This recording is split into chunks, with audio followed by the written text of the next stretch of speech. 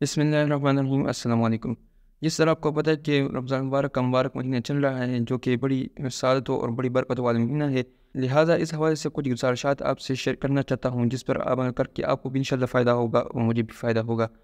تو جس طرح آپ کو پتہ ہے کہ رمضان مبارک جو کہ مسلمانوں کے لیے اللہ پاک کی جانب سے ایک خاص تحفہ اور ایک عظیم نعمت ہے، جس میں اللہ پاک کی خاص رحمت جو ہے وہ انسانوں کی جانب خاص کر مسلمانوں کی طرف متوجہ ہوتی ہے، اور جس میں ہر چیز بڑھا دی جاتی ہے، پھر چاہے وہ نیکی ہو یا رزق ہو۔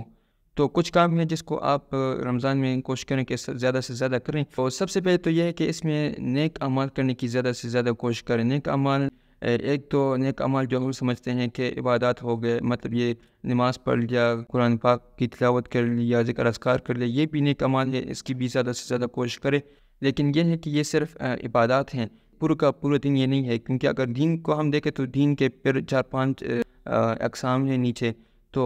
یہ تو اس میں سے ایک قسم ہے کہ عبادات کرنا۔ تو عبادات کی بھی ہم نے زیادہ سے زیادہ کوشش کرنی ہے، کیونکہ وہ ہمارے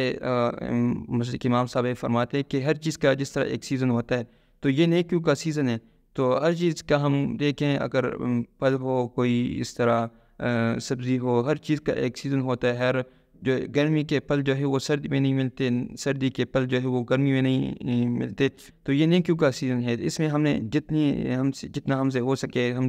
ہم نے زیادہ سے زیادہ نیکی کرنی ہے۔ اور نیکی، جس طرح میں نے آپ سے کہا کہ عبادات کا نام صرف نیکی نہیں ہے، لوگوں کے ساتھ جو ہے اچھائی کا برتاؤ کرنا، اپنے معاملات کو ٹھیک کرنا، ان ساری چیزوں کو جو ہے ہم نے ٹھیک کرنا ہے۔ ہم نے اپنی سراؤنڈنگ میں دیکھ کے جتنے بھی مستحق لوگ ہیں ان کے ساتھ مدد کریں، اور اس کے علاوہ لوگوں کو جو ہے وہ دل آزاری کا سبب نہ بنیں، لوگوں کے خوشی کا سبب بنے، ہم سے جتنا ہو سکے، کیونکہ یہ رمضان جو ہے اس پورے سال میں یہ ایک ہی مہینہ ہے۔ اگر اس میں بھی ہم اس طرح رہیں تو پھر ہمیں رمضان کا کوئی کچھ فائدہ ہم حاصل نہیں کر سکیں گے، کیونکہ کا مقصد یہ ہے کہ بہت عظیم مہینہ ہے، اور تینوں عشر جو ہے تو وہ بڑے شہر کے عشر ہیں۔ کوشش کریں کہ رمضان ختم ہونے سے پہلے ہم اللہ پاک پر اپنے آپ کو جو ہے وہ اپنے آپ کی مغفرت اللہ پاک سے فرما لیں۔ اس کے علاوہ جو ہے برائی سے بھی بچنے کی کوشش کریں۔ صرف نیک اعمال، اگر ہم نیک اعمال بھی کریں گے ساتھ میں برائی بھی کریں گے، جس طرح ہم غیر رمضان میں کرتے ہیں، تو وہ بھی پھر فائدہ نہیں دیتا، بلکہ ہم نے نیکیوں کی طرف جو ہے ہمارا رجحان بڑھنا چاہیے، جبکہ برائیوں کی طرف جو ہے ہمارا رجحان ہو سکے تو بالکل ختم نہیں ہو تو بالکل کم جو ہے ہمارا رجحان ہونا چاہیے۔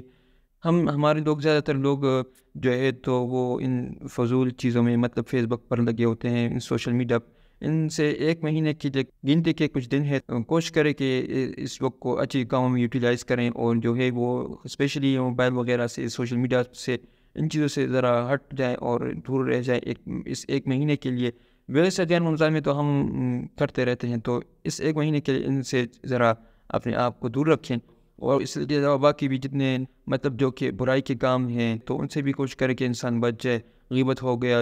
وہ جھوٹ ہو گیا، جتنے بھی برے کام ہیں، رمضان جو ہے تو اس میں انسان کی ایک پریکٹس ہو جاتی ہے کہ برائی سے کس طرح بچنا ہے اور نیکی کی طرف رجحان کس طرح بڑھانا ہے۔ اور کیونکہ اس میں عمل بھی چونکہ ایزی ہوتا ہے، شیطانوں کو بھی قید کیا ہوتا ہے، اور سب کچھ بہت ایزی ہوتا ہے، تو کوشش کریں ان ساری چیزوں کا، اور اپنا ایک نظام الاوقات بنائیں، مطلب ایک ٹائم ٹیبل اپنا بنائیں، اور اس کے مطابق جو ہے وہ زندگی گزارنے کی کوشش کریں۔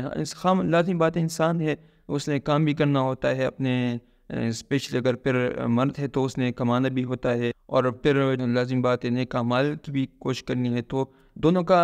کو لے کر چلنا ہے۔ تو اس کا مطلب یہ نہیں کہ ہم ایک کی طرف بڑھ جائے تو دوسرا ہم سے رہ جائے، تو دونوں ضروری ہیں، نیک اعمال بھی ضروری ہے، لیکن اس کے ساتھ ساتھ جو ہے اپنے گھر والوں کے لیے اور حلال روزی کمانا یہ بھی ضروری ہے۔ لیکن پھر جو ہے اس کو مینیج کرنا، تو یہ بیسک چیز ہے کہ اپنا ایک ٹائم ٹیبل بنائیں اور اس کے مطابق چیزوں کو مینیج کریں کہ میں نے اس وقت میں یہ کام کرنا ہے، تو پھر اس کے مطابق انشاءاللہ اپنے جو ہے وہ دن گزاریں انشاءاللہ، کیونکہ انسان کو نیند کی بھی ضرورت ہوتی ہے، اور جو اس کے علاوہ کام پہ بھی جانا ہوتا ہے، جس طرح میں نے آپ سے کہا، اور عبادات بھی کرنے پڑتے ہیں، تو ساری چیزوں کو مینیج کریں اور اس کے مطابق پھر جو ہے اپنا روٹین اس کے مطابق بنائیں، تو انشاءاللہ آپ کا رمضان بہت اچھا گزرے گا۔ لاسٹ میں اسپیشلی جو ہے وہ دعاؤں کی بہت زیادہ کوشش کرے، جو بھی کام ہو، جو بھی مقصد ہو آپ کا دل میں جو ہے اللہ سے مانگے، پورا ہوتا ہے، کیونکہ اس میں اللہ پاک سے میں نے آپ سے کہا نا کہ اللہ پاک کی رحمت خاص متوجہ ہوتی ہے، اور اسپیشلی پھر اس میں ایسے اوقات ہوتے ہیں جس طرح سحری کا ٹائم ہو گیا، افطاری کا ٹائم ہو گیا، تو یہ بہت قیمتی اوقات ہیں۔ کوشش کریں کہ 10-15 منٹ پہلے افطاری سے جو ہے اپنا ٹائم فکس کر لے کہ دسترخوان پر بیٹھنا ہے، دسترخوان بچھانا ہے اور پھر دعا مانگے۔ اس کے علاوہ سحری کے ٹائم بھی یہ بہت قیمتی وقت ہے، ویسے تو ہم سے تہجد کے لیے اٹھا نہیں جاتا، انسان ہے، کمزور ہے، تو اس بہانے جو ہے وہ سحری کے لیے ہم ویسے بھی اٹھتے ہیں، تو بعض اس طرح ہوتے ہیں جو کہ سارا دن، ساری رات جو ہے وہ جاگے رہتے ہیں، اور پھر جو ہے وہ